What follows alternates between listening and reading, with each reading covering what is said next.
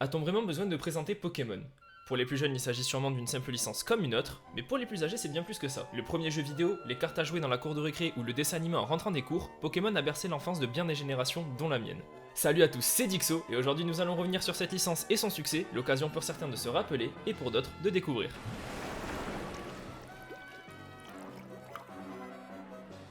Bon, pour les retardataires, Pokémon, c'est quoi? Sorti de l'esprit de Satoshi Tajiri, Pokémon est un RPG ou jeu de rôle développé par Game Freak et édité par Nintendo. Le joueur va ici parcourir un large monde à la recherche des Pokémon, ces petites créatures qu'il devra attraper et collectionner dans le but de remplir un Pokédex, une sorte de base de données sur les Pokémon. L'idée est apparue à Monsieur Tajiri quand, grand fan d'insectes, celui-ci s'est imaginé un jeu dans lequel il pourrait être attrapé et échangé. Pour l'anecdote, c'est en voyant un insecte sur un câble Link que tout le concept est né dans sa tête. Et c'est en observant le fait que les criquets plus âgés et plus expérimentés étaient les meilleurs lors des courses qu'il organisait que tout le concept entraînement-expérience a vu le jour. Mais sans doute trop glauque, le concept d'insecte a été remplacé par des créatures parfois mignonnes, parfois super stylées, qui devraient combattre afin d'engendrer de l'expérience et de devenir plus fortes. Initialement nommée Pokémon Monster, la licence compte aujourd'hui pas moins de 32 jeux pour la série dite principale, 33 avec Pokémon Vert pour le Japon, divisé en 8 générations. À la sortie de Pokémon Monster Vert et Rouge, le succès au Japon est retentissant. Un peu plus mitigé en Occident car les références à la culture japonaise et les noms des Pokémon représentent tout de même un sérieux frein pour un public non initié. Les noms sont alors revus et les références limitées pour donner place à Pokémon Rouge et Bleu. Finalement le succès est mondial et c'est avec lui que naît la Pokémania. Au Japon, l'engouement est tel qu'un jeu de cartes est créé. Malheureusement, petit succès ici. C'est simple. Au début des années 2000, il était presque impossible d'avoir aux alentours de 10 ans et de ne pas posséder de cartes Pokémon. Pour beaucoup, c'est finalement ces cartes qui font connaître la licence avant même les jeux. Et pour enfoncer le clou, Pikachu devient une mascotte surmédiatisée et le public est conquis. A partir de là, tout ce qui est marqué du logo Pokémon est un succès. Le jeu vidéo, 31 millions de ventes, 12e jeu le plus vendu au monde aujourd'hui. Le jeu de cartes, l'attraction phare des cours de récré. La série animée, Pokémon Mewtwo Contre-Attaque réalise un solide 172 milliards de dollars de recettes et devient pour l'époque un des plus gros succès au box-office pour un anime. Des magasins nommés Pokécenter s'ouvrent dans les plus grandes villes du monde et les produits dérivés se vendent comme des petits pains. L'apparition de Sacha et du dessin animé offre même une possibilité d'identification aux plus jeunes. Âgé de 10 ans au départ de son aventure, tous les enfants proches de cet âge veulent lui ressembler. Finalement, la Pokémania se calmera petit à petit avant d'exploser à nouveau pour la sortie de Pokémon Go en juillet 2016 dont on reparlera plus tard. Mais le phénomène a été intelligemment pensé, car lorsque l'on a grandi dans l'âge d'or de Pokémon, un sentiment de nostalgie se forme et on finit par rester fidèle à la licence. Car si, au démarrage de la Pokémania, les collégiens trop âgés pour succomber au charme du concept restaient réticents, aujourd'hui, des annonces comme celle du remake de la 4G ou d'un open world font saliver des adultes en âge d'être parents, et tous espèrent réussir à transmettre cette flamme à leurs enfants. Et le moins qu'on puisse dire, c'est qu'ils en auront l'occasion, car avec une arrivée aussi fracassante que celle de Pokémon Rouge et Bleu, Game Freak et Nintendo ne pouvaient pas s'arrêter là. Alors, approximativement une fois par an, un nouveau jeu Pokémon serait annoncé. Parfois des nouveaux, et parfois des remakes, permettant justement aux plus jeunes de redécouvrir certains des titres qui ont fait le succès de la licence dans une version remise au goût du jour. Aussi, faisons ensemble un voyage à travers les 8 générations de Pokémon afin de redécouvrir ces titres qui ont donné une telle saveur à notre enfance ou à celle des générations futures. Avant tout, il faut savoir que chaque jeu, sauf rares exceptions, sort en 2 versions, chacune disposant de certains Pokémon inhérents à celle-ci. De ce fait, impossible de remplir le Pokédex sans procéder à un échange entre les jeux. Une idée originale certes, mais néanmoins coûteuse à moins de disposer d'un ami possédant une version différente de la vôtre et de réaliser des échanges avec lui. Et oui, car rappelez-vous, pour Satoshi Tajiri, Pokémon se veut avant tout être un jeu de collection et d'échange de créatures. Et quel meilleur moyen de favoriser ces échanges qu'en les rendant intrinsèques à la trame principale du jeu qui est de remplir le Pokédex. Et c'est ainsi qu'en 1999 sortent Pokémon Rouge et Bleu, les premiers pour la quasi-totalité du monde, Pokémon Vert n'étant sorti qu'au Japon, qui permettront à beaucoup de jeunes de découvrir une licence dépourvue de couleurs mais riche de contenu, avec au programme pas moins de 151 Pokémon à collectionner dans la région de Kanto. Le joueur démarre dans une petite bourgade du nom de Bourg-Palette et se voit confier la responsabilité d'un Pokémon par le professeur Shen, au choix parmi 3 types. Les types feu, eau et plantes qui sont tous faibles ou efficaces entre eux. Le rival, par une extrême coïncidence perpétuelle, finira toujours par prendre le Pokémon ayant l'avantage de type sur le vôtre. C'est dingue non? Le prof Shen vous remettra ensuite le Pokédex qu'il a inventé et vous demandera d'aller le remplir. Voici donc venu le temps pour le joueur de partir à l'aventure Pokéball en main, afin de remplir cette mission, de conquérir les 8 arènes et d'en obtenir les badges dans le but de défaire la ligue Pokémon et d'en devenir le maître, même si vous ne le devenez jamais réellement. Cet opus pose les bases de la licence qui seront quasiment suivies à l'identique pour chacun des jeux à venir. Et en soi, c'est ce qui le rend si spécial, car le premier jeu Pokémon auquel on joue garde généralement une saveur particulière. C'est à travers lui que l'on découvre toutes les mécaniques de l'univers sans avoir cette impression de déjà-vu que l'on finit toujours par éprouver lorsque l'on découvre une autre version. Et pour Rouge et Bleu, il était strictement impossible de ressentir cette impression de déjà-vu étant la seule version disponible à ce jour. Il apporte donc son lot d'histoire à travers les villes que l'on traverse, de challenges lors des combats d'arènes, de découvertes de Pokémon et également de frissons lors de la capture des Pokémon légendaires qui sont, disons-le, un des plus gros points forts de la licence. Il devient vite le jeu de référence pour les générations à venir et permet déjà à la communauté de se créer, notamment au travers des différents mythes autour de Missing No ou de Mew. Je suis sûr que tout le monde y ayant joué a déjà essayé de bouger ce foutu camion sans succès. Enfin bref, Pokémon Rouge et Bleu est empreint d'une nostalgie difficile à contester et ne souffre d'aucune ressemblance avec une version antérieure, un atout indéniable qui fait de lui LE jeu de référence de la licence. Surfant sur ce succès, en 2000 apparaît Pokémon Jaune, une version remaniée de ce jeu où le seul starter disponible sera ici Pikachu. Un très bon moyen de mettre en avant la mascotte, d'autant plus qu'elle ne peut être retirée de l'équipe et suit le protagoniste tout au long de l'aventure. Rien de nouveau sous le soleil ici donc, si on exclut le changement de starter et le fait que le rival obtient cette fois un Evoli, il s'agit somme toute du même jeu que le précédent, disponible lui aussi sur Game Boy. Et pourtant là encore un succès, la popularité de Rouge et Bleu étant trop forte pour faire flopper la sortie de ce jeu. Mais alors, comment passer après ces monstres que sont Rouge et Bleu? Comment proposer une nouvelle expérience tout en sortant des sentiers battus? Eh bien c'est assez simple, prenez Rouge et Bleu, rajoutez-y 100 nouveaux Pokémon, une nouvelle région, une nouvelle histoire, une bonne grosse dose de nouveautés et pour finir un combat d'anthologie qui saura traverser les âges et vous obtenez Pokémon Or et Argent. Sorti en 2001 sur Game Boy, Pokémon Or et Argent ne réinvente pas le genre, mais a le mérite d'y incorporer une pléthore de nouveaux éléments qui changent drastiquement le ressenti du joueur sur son aventure. On commence encore avec un professeur qui nous donne le choix entre 3 Pokémon, on a ce fameux rival qui prend toujours le bon Pokémon pour nous faire chier, on obtient le Pokédex et on va défaire la ligue après les 8 arènes. Je vous l'ai dit, cette formule est là pour durer. Pour autant, on peut dire que cette génération nous gâte en termes de nouveautés. Premièrement, des nouveautés pour le moins nécessaires telles que 100 nouveaux Pokémon et de nouvelles attaques. On voit aussi apparaître les 2 nouveaux types Acier et Ténèbres. Et enfin, un système du changement de statistiques, mais cela concerne plus l'aspect compétitif du jeu. Mais ces seules nouveautés n'auraient pas permis au jeu de réellement proposer une nouvelle expérience. Ils ont donc été accompagnés par des changements bien plus novateurs. Déjà, les Pokémon sont désormais sexués, et la pension fait son apparition permettant aux joueurs de faire se reproduire ces Pokémon et de leur transmettre des capacités d'une manière totalement inédite. Un système qui perdurera et sera, avec les œufs, pas mal utilisé par la suite. Autre nouveauté, le système d'horloge interne, paramétré en début de partie et calqué sur la vie réelle. Ainsi, certains Pokémon ne sont disponibles que la nuit et d'autres que la journée, un bon moyen de rendre la chasse plus intéressante. En parlant de chasse, les Pokémon légendaires ne sont plus fixes. En effet, un Tairaiku et Suicune se déplacent dans tout Johto, fuyant à chaque combat tout en gardant leur point de vie, forçant le joueur à les traquer dans toute la région. Mais en termes de chasse, cette génération apporte surtout une autre innovation absolument incroyable, suscitant chez le joueur un profond désir de collection et une satisfaction telle qu'elle peut en pousser certains à jouer pendant des heures, donnant parfois lieu à des réactions assez folles, vous l'aurez compris, je parle bien entendu des Shiny ou Pokémon chromatiques. Avec une chance sur 8192 d'en rencontrer, en trouver un relève tout simplement du miracle. Ils sont d'un intérêt tout particulier pour beaucoup et représentent un aspect du jeu très apprécié. Et c'est donc autour de toutes ces nouveautés que gravitera l'aventure du joueur, qui ne pourra se clore que lorsque son dernier défi sera accompli. Car dans Or et Argent, vous pouviez non seulement affronter les arènes et la ligue de Johto, mais également celle de Kanto, ce qui en faisait un voyage doublement plus long. Pour autant, le vrai défi se trouvait ailleurs. Parti s'exiler dans le Mont Argenté, un dresseur allait marquer les générations. Red. Pour beaucoup considéré comme le combat le plus difficile tout Pokémon confondu, je pense pouvoir dire sans me tromper que ce combat en aura traumatisé plus d'un. Des Pokémon d'un niveau nettement supérieur à ceux des deux ligues et souvent de l'équipe que vous aviez à ce moment-là, le combat contre Red vient clore la trame de Or et Argent d'une manière plus compétitive et stressante que jamais. Et pour l'histoire, c'est normalement ici que l'aventure de Pokémon aurait dû prendre fin. Car initialement, seuls Rouge, Bleu, Or et Argent auraient dû voir le jour. Mais difficile de résister à l'appel du succès, j'imagine. En 2002, donc, même formule que pour Rouge et Bleu, une version remaniée de Or et Argent voit le jour. Pokémon Crystal. Pas réellement nécessaire de s'attarder dessus, Pokémon Crystal reprend le scénario des jeux originaux et vient y ajouter 2 nouvelles quêtes, l'une concernant les Arbis et l'autre centrée sur Suicune, le Pokémon mis en avant dans cette version. La tour de combat fait également son apparition, permettant aux joueurs d'y enchaîner les combats de manière inédite. En 2003, on prend les mêmes et on recommence avec l'arrivée de Ruby et Saphir et avec Emerald en 2005, toujours sur Game Boy. Troisième génération de la licence, Ruby et Saphir apportent surtout une amélioration graphique notable. Enfin, je veux dire, regardez-moi cette beauté! Le jeu dispose désormais d'une vraie palette de couleurs et jamais un jeu Pokémon n'avait été aussi beau. Outre les améliorations graphiques, c'est également à partir de cette génération qu'apparaissent les combats en duo, les capacités spéciales et les natures qui viennent une fois de plus modifier l'approche que l'on a des combats. Et on a également très logiquement des nouveaux Pokémon, 135 exactement, qui portent le nombre de Pokémon capturables à 200 et les capacités qui vont avec. Sinon, en termes d'histoire, bah vous connaissez la chanson. Un protagoniste, un village, 3 Pokémon, un rival toujours très galant et hop, direction l'aventure et la ligue à travers la région de Hoenn. À ceci près que cette génération apporte quand même des vilains qui ont d'autres dessins que de simplement conquérir le monde. Dans un certain sens, on pourrait presque trouver leurs objectifs nobles. Arthur de la team Aqua veut rehausser le niveau des eaux grâce à Kyogre afin de permettre aux Pokémon aquatiques de mieux se développer. Et inversement pour Max de la team Magma qui cherche à ce que ce soit les Pokémon terrestres qui en profitent grâce à Groudon. Je vous l'ai dit, presque noble.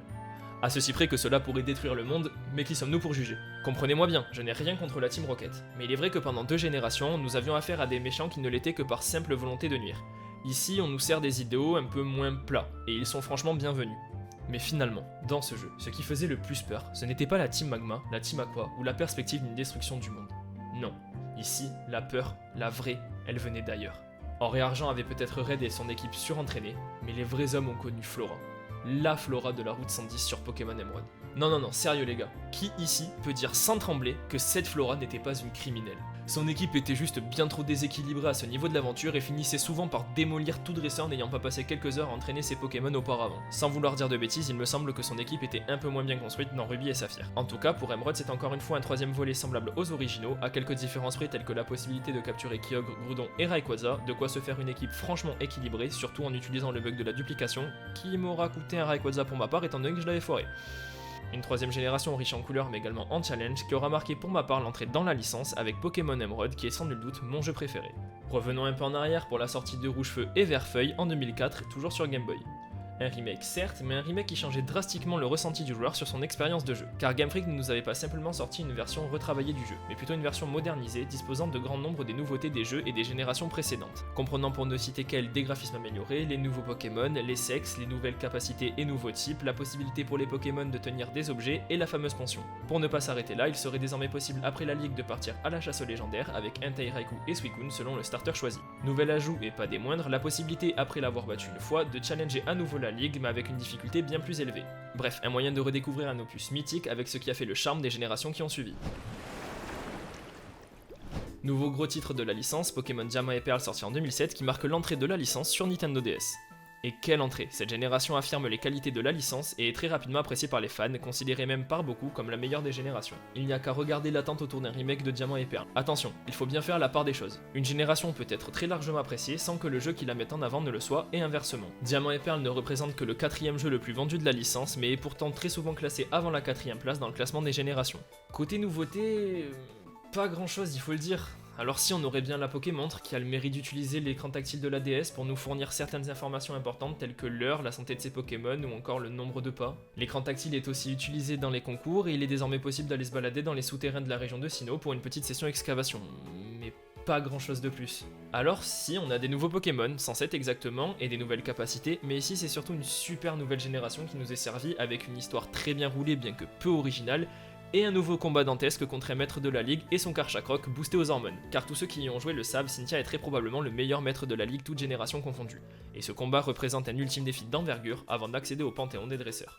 En 2009, Platine, qui met le Pokémon Giratina en avant, représente le 3ème volet alternatif de la 4G, calquant plus ou moins ses nouveautés sur celles qu'Emerald avait apportées à Ruby et Saphir. Des combats différents, une difficulté plus élevée et la possibilité de capturer Dialga, Palkia et Giratina. Côté histoire, celle-ci est quelque peu revisitée mais rien de bien notable pour autant. Il faudra alors attendre 2011 pour voir apparaître un nouveau remake, celui de Or et Argent avec Earth Gold et Soul Silver, disponible sur DS. Ce remake, à la manière de Rouge-Feu et Vert-Feuille, permet aux fans de renouer avec la 2ème génération, elle aussi très appréciée par sa communauté et ses jeux Or et Argent. Dans un monde remis au goût du jour bien plus moderne que celui des versions précédentes, le joueur parcourra Johto et Kanto tout en suivant l'histoire de Pokémon Crystal. En termes de nouveautés, deux sont notables. L'apparition du Pokéwalker, une sorte de podomètre interactif qui permet d'entraîner ses Pokémon et d'en capturer de nouveau dans la vraie vie, et le retour très apprécié du Pokémon qui suit son dresseur. Les sprites étant très bien réalisés, il s'agit ici d'un aspect très apprécié par les joueurs. Pour le reste, le jeu reste fidèle à l'original, mais apporte tout de même les nouveautés des jeux qui ont suivi. Encore une fois, un moyen de redécouvrir une version qui aura touché un grand nombre de joueurs tout en y apportant les nouvelles mécaniques qui ont fait le charme de la licence. En 2011, c'est au tour de Noir et Blanc de faire son apparition sur DS, un opus qui comportera 156 nouveaux Pokémon, devenant celui qui en incorporera le plus devant Rouge et Bleu, et le dernier qui en incorporera plus de 90 nouveaux. Les graphismes sont largement améliorés, notamment les combats qui sont perpétuellement animés. Cet opus posera les bases d'une utilisation différente de la caméra, pendant et en dehors des combats, mettant en scène ceux-ci pour réaliser des sortes d'highlights. C'est surtout en ville que le point de vue sera différent, étant notamment plus bas que d'habitude. Nouveauté en termes de gameplay, les combats peuvent désormais se faire en triple et les Pokémon sauvages apparaissent parfois en double. Côté chasse, la couleur des herbes ou des éléments dans les caves ou l'eau permettent de rencontrer des Pokémon plus rares ou déjà évolués. Certains comme Minotop ne peuvent d'ailleurs être qu'obtenus de cette manière. En termes d'histoire, le protagoniste quittera sa ville natale de Renoué avant de partir à l'aventure dans la région de Unis, modélisée à partir de New York. Une première là aussi. Et pour rester un précurseur, c'est également la première fois qu'un rival prendra un Pokémon ayant un désavantage de type sur le vôtre. Vous l'aurez donc compris, cet opus apporte des nouveautés qui ne brisent pas les codes mais qui font quand même plaisir. Enfin, c'est également à partir de cette génération que les versions complémentaires ne seront plus des opus remaniés, mais carrément des suites avec l'apparition de Noir 2 et Blanc 2 en 2012 sur DS. Ces versions prennent place 2 ans après les événements des aventures précédentes et permettent donc d'en poursuivre l'histoire. A part ça, le Pokémon World Tournament fait son apparition, permettant de faire revenir certains des combattants emblématiques de la licence tels que Giovanni, Cynthia ou encore Red pour les affronter lors d'un tournoi. Certaines zones du jeu ne sont accessibles qu'après la fin et c'est à peu près tout pour ce qu'apportent ces suites en termes de nouveautés. On approche doucement de la fin avec Pokémon X et Y sortant en 2013 sur 3DS qui, s'il n'a pas n'apporte que très peu de nouveaux Pokémon, 72 exactement, et riche de nouveautés, notamment compétitives. L'arrivée du type fée vient équilibrer un tableau des types où le type dragon était bien trop puissant avec seulement une faiblesse, et c'est également cette génération qui introduit les méga évolutions qui permettent une fois par combat à l'aide d'un objet de faire plus ou moins évoluer son Pokémon de manière temporaire vers un stade où il obtiendra des statistiques améliorées et parfois même de nouveaux types. Prenons par exemple Dracofeu qui obtient enfin le type dragon qu'il mérite avec Mega Dracofeu X, une nouveauté très appréciée qui permet de relancer certains Pokémon sur la scène compétitive. Les graphismes sont une fois de plus améliorés et ce jeu propose enfin une 3D polygonale qui vient remplacer les sprites des versions précédentes. Et il devient désormais possible de rencontrer les Pokémon sauvages par groupe de 5, pratique pour la chasse au shiny. L'histoire prend place à Kalos qui est calqué sur la France, ce qui est quand même super stylé quand on y pense. Bon et sinon le protagoniste fera encore la même chose, à savoir quitter son village natal, prendre un des 3 Pokémon qui lui est proposé et partir à la conquête de la Ligue Pokémon. Mais cette fois, il pourra plus tard dans l'aventure obtenir un starter d'une des générations précédentes, la première exactement, et franchement ça régale. Dernier jeu de ce segment puisqu'il faudra ensuite attendre 2 ans pour voir le prochain, c'est au tour de la 3ème génération d'avoir le droit à son remake avec Pokémon Ruby Omega et Saphir Alpha disponible sur 3DS en 2014. Bon, disons-le tout de suite, ce n'est pas pour son histoire que ce jeu sera apprécié puisqu'elle reste quasiment inchangée par rapport à l'original. En revanche, en plus de permettre aux plus jeunes de redécouvrir la 3ème génération, objectivement la meilleure avec les méga évolutions et une après-fin super intéressante, cet opus permet également pour la première fois de capturer un très grand nombre de légendaires. Car en effet, la mythique capacité vol est quelque peu balayée par la possibilité de voler à dos de Megalatios ou Megalatias et de parcourir la région depuis les cieux afin d'y rencontrer des mirages et donc toutes sortes de Pokémon légendaires. En fait, à l'exception des fabuleux tels que Mew, Jirachi ou encore Celebi et de certains légendaires tels que Arceus ou Mewtwo, la quasi-totalité des Pokémon légendaires disponibles jusqu'à Noir et Blanc est obtenable, ce qui permet d'envisager la construction d'une équipe franchement équilibrée et qui en fait donc un jeu très apprécié par les plus jeunes. 2 ans plus tard, donc, apparaît l'opus et la génération qui semble être les moins appréciés par les joueurs, à savoir Pokémon Soleil et Lune, et ici le moins qu'on puisse dire c'est qu'on sent qu'un virage a voulu être pris. Puisque fille des iconiques arènes, le joueur devra ici parcourir la région d'Alola, basée sur Hawaï, dans le but de remporter des épreuves sur les 4 différentes îles de la région. Ces épreuves sont relativement différentes les unes des autres, allant du simple quiz à la recherche de Pokémon, mais tout se conclut par un combat contre une sorte de mini-boss. Une façon de se mettre en bouche avant d'affronter le doyen de l'île spécialisé dans un type qui lui ne cherchera qu'à vous pulvériser. Comme quoi, chasser le naturel, il revient au galop. 4 îles et donc 4 doyens, au lieu des 8 champions d'arène des versions précédentes, une aventure globalement plus courte qui se soldera quand même par la conquête de la Ligue Pokémon. On l'a échappé belle, elle était en construction à notre arrivée. Bref, si la formule se rend rafraîchissante, on se rend vite compte qu'elle ne l'est qu'en apparence. Toujours un groupe de méchants pas très charismatiques, un professeur, un rival et des Pokémon, et nous revoilà partis à l'aventure. Néanmoins, cet opus nous livre de très bonnes surprises avec la disparition des CS type coupe ou encore force, adieu donc les CS slave ou les Pokémon couteau suisse qui laissent leur place aux Pokémon turcs qui font très bien le travail. Une nouveauté qui est quand même la bienvenue. Autre nouveauté, les capacités Z qui ne peuvent être utilisées qu'une seule fois par combat et sous certaines conditions, et qui permettent d'infliger de très lourds dégâts ou de largement augmenter ses statistiques. On notera également la présence des formes d'Alola qui sont en fait des formes alternatives des Pokémon des régions précédentes et qui leur offrent des types et des caractéristiques différentes en raison d'un développement particulier lié au climat de la région. Par exemple, Goupix d'Alola obtiendra le type glace, ce qui change drastiquement de son type feu. Et on parlera pas de Noix de Coco qui obtient un type dragon sorti d'On ne sait où parce que ça risquerait de m'énerver. Si on ajoute à ça les ultra chimères qui sont des sortes de Pokémon extraterrestres et les Toko qui sont des gardiens des îles, on obtient le faible nombre de 81 nouveaux Pokémon. En réalité, même si Soleil et Lune regorgent de nouveautés bonnes à prendre et d'une trame plus originale que d'habitude, il devient réellement difficile pour le jeu de se renouveler. Et dans sa quête de créer quelque chose de nouveau, celui-ci a quelque peu oublié que la difficulté représentait un des charmes de la série. Car si elle se corse sur la fin, le début du jeu est bien trop facile et long pour accrocher le joueur d'entrée. En atteste les centres Pokémon présents entre les villes et la possibilité offerte aux joueurs avant un combat de le décliner ou de se soigner, voire même de faire les deux. Bref, de bonnes idées qui auraient pu marquer le tournant d'une série qui commence après déjà 17 ans à se répéter. Et ironiquement, c'est finalement un deuxième remake de la première génération qui viendra casser les codes de la série. Passons Ultra Soleil et Ultra Lune en 2017 qui n'apportent rien de nouveau et intéressons-nous à Let's Go Evoli et Let's Go Pikachu sortis un an plus tard qui permettent de rejouer à Pokémon rouge et bleu mais d'une manière complètement différente. Déjà, ici, plus de hautes herbes. Les Pokémon, vous les voyez, ils se déplacent et vivent autour de vous et vous ne les affrontez que s'ils s'approchent de vous. Et là, c'est autre chose qui vous surprend. Pas d'écran de combat, non, juste vous, votre Pokéball et votre adversaire. En effet, dans cet opus, nul autre besoin que de lancer une Pokéball sur le Pokémon sauvage pour le capturer. Un choix audacieux et qui vient capitaliser sur le succès de Pokémon Go. Plus pratique encore, les chaînes. Une fois un certain nombre de Pokémon capturés de la même espèce à la suite et sans échec, votre taux de rencontre de ce même Pokémon dans sa version chromatique augmentera drastiquement, de la même manière que ses statistiques approcheront de la perfection. Et comme depuis X et Y, capturer des Pokémon octroie également de l'XP à vos Pokémon, et ici plus besoin de multi-XP, c'est toute l'équipe qui en bénéficie d'office. Sinon l'histoire reste inchangée, même intrigue et même région, Let's Go ne vous dépaysera pas. Et si cet opus offre de vrais changements, il n'en reste pas moins décevant pour les fans. Lassés d'avoir encore une fois à faire un remake poussif de la première génération omniprésente dans les jeux de la firme et puis surtout de la redondance qu'on y retrouve. Surtout que vous l'aurez compris, en plus de jouer à des jeux qui se ressemblent, les fans ressentent surtout une facilité grandissante dans le gameplay de ces jeux. Et clou du spectacle, Pokémon épée et bouclier vient affirmer que ces défauts sont là pour durer. Apparu en 2019 sur Switch, Pokémon épée et bouclier reprennent une fois de plus la trame scénaristique des jeux précédents. On y retrouve tout de même des nouveaux Pokémon et des nouvelles formes régionales. Le système de Pokémon visible par le joueur est à nouveau exploité, mais de la bonne manière, avec des Pokémon qui changent en fonction de la météo, qui tenteront de fuir et qui devront être affaiblis avant d'être capturés, ce qui honnêtement n'est pas plus mal. Sinon c'est à l'Angleterre d'avoir le droit à sa représentation, avec la région de Galar que vous aurez tout le loisir d'explorer au cours d'une aventure qui conserve une difficulté assez faible, mais qui a le mérite de mettre en avant des personnages assez intéressants, surtout visuellement. Et en termes de nouveautés, il faut saluer l'apparition des Pokémon Dynamax, qui sont des Pokémon surpuissants à affronter à plusieurs et sous la forme d'un raid et qui rappellent plus ou moins la méga évolution. Graphiquement on est quand même sur une large amélioration, mais toujours pas assez convaincante voire décevante au vu des capacités de la Switch. Et c'est finalement cet opus qui, s'il a réalisé de très bonnes ventes, reste quelque peu boudé par ses fans, qui plus que jamais tendent à se lasser de ce format et qui vient clore la série des jeux Pokémon à l'heure où cette vidéo est réalisée. Alors, plus de 20 ans après la sortie du premier jeu Pokémon, où en sommes-nous ? Eh bien vous l'aurez remarqué si vous êtes resté jusque là, l'amertume se fait ressentir à mesure que l'on avance dans cette série, car il faut le dire, cette licence commence sérieusement à tourner en rond. Il devient de plus en plus difficile pour la firme de se renouveler et de proposer un opus qui ne décevra pas ses fans. Pour autant, il reste difficile pour les fans de se détacher de cette licence lorsque l'on est tombé dedans. Tout le monde trouvera son bonheur dans un jeu ou dans un autre, pas forcément de la série principale d'ailleurs. Et s'il y en a bien un qui nous l'a prouvé, c'est Pokémon Go. En effet, ce jeu a rendu concret le rêve de beaucoup d'entre nous, à savoir devenir un vrai dresseur. Proposant la possibilité de déambuler dans les rues de sa ville afin d'y chasser les Pokémon, ce jeu a offert un second souffle à la licence tout en rapprochant chaque membre de sa communauté. En été 2006, il était difficile de sortir de chez soi sans rencontrer un dresseur sur son téléphone accompagné de sa batterie externe.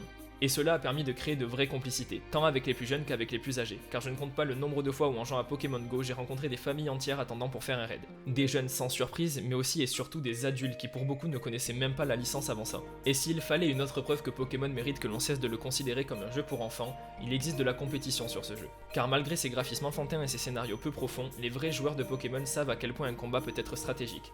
Contrairement à ce que l'on pourrait croire, lors d'un vrai combat compétitif entre joueurs, lancer une capacité de type eau sur un type feu ne suffira certainement pas, et il faudra bien souvent se creuser la tête et faire preuve de stratégie et d'adresse pour remporter la victoire. Et cet aspect du jeu bien trop méconnu du grand public représente un très gros atout de la licence et une autre façon d'apprécier le jeu. Alors honnêtement, je ne pense pas que le format de la série principale évoluera réellement à l'avenir, car qu'on s'en lasse ou non, les ventes le prouvent, il reste difficile de résister à la tentation de revivre les plus belles heures de notre enfance à la sortie d'un nouvel opus. Mais ce n'est pas de ce côté qu'il faut regarder. D'autres jeux permettront, j'en suis sûr, d'étoffer l'univers de la licence et de la rendre à nouveau merveilleuse. Et il n'y a pas à se projeter bien loin pour ça. Pokémon Légende Arceus promet déjà une expérience de jeu réellement différente de celle que l'on connaît déjà et qui répond aux cris de détresse de ses fans. Et pour ma part, je continuerai à croire en cette licence. Pas aveuglément, sans la suivre dans toutes ses folies, mais jamais je ne cesserai de lui laisser le bénéfice du doute. Pour la simple et bonne raison que je lui dois bien ça. Elle m'a offert des heures et des heures de bonheur, chez moi, sous ma couette, à des heures parfois déraisonnables, ou à l'école, dans la cour de récré avec mes amis. En vérité, je pense que pour beaucoup, tant qu'un jeu sera marqué du logo Pokémon, il conservera un intérêt particulier. Et que ce soit par la nostalgie qu'il procure, par le frisson d'un défi ou la promesse d'une aventure, j'en suis persuadé, Pokémon continuera de nous faire rêver.